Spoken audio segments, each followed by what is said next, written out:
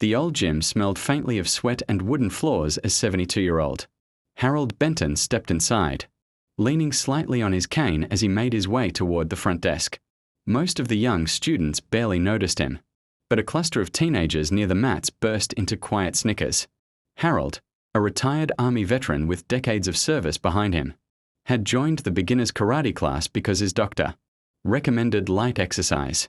But the teens saw only an old man who looked out of place. "Hey, Grandpa, you sure you're in the right building?" One of them whispered loudly. Another laughed and muttered, "He'll break his back before he breaks a board."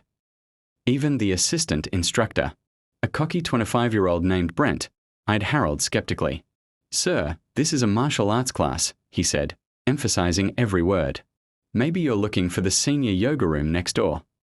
The rest of the class laughed softly, assuming Harold would turn around and leave. But Harold simply smiled, nodded politely, and stepped onto the mat.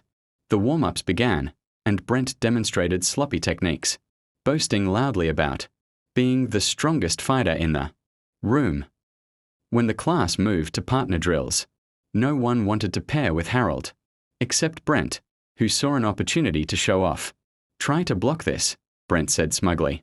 Throwing a lazy punch meant to intimidate rather than teach. Harold shifted his stance subtly, and with fluid precision, he redirected Brent's arm, sending him stumbling forward. The room fell silent. Thinking it was a fluke, Brent attacked again, this time faster. Harold moved like water, calm, controlled, and impossibly quick. Within seconds, he had Brent gently but firmly pinned to the mat without even losing his balance. Gasps spread through the room. One student whispered, "What was that?" Harold released Brent and helped him up with the same warm smile. "Son," he said kindly, "I earned my first black belt at 20, my second at 26. Taught hand-to-hand combat in the military for 30 years. I came here to move my body, not prove anything." The students stood frozen before one of the parents burst into applause, soon followed by the rest. Brent's face turned red as he bowed deeply. "Sir, I apologize. I judged you without knowing anything about you." Harold chuckled softly.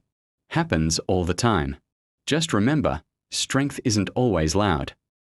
From that day forward, the class treated Harold not as an outsider, but as the quiet master who had humbled the entire room with nothing more than grace, discipline, and decades of earned skill.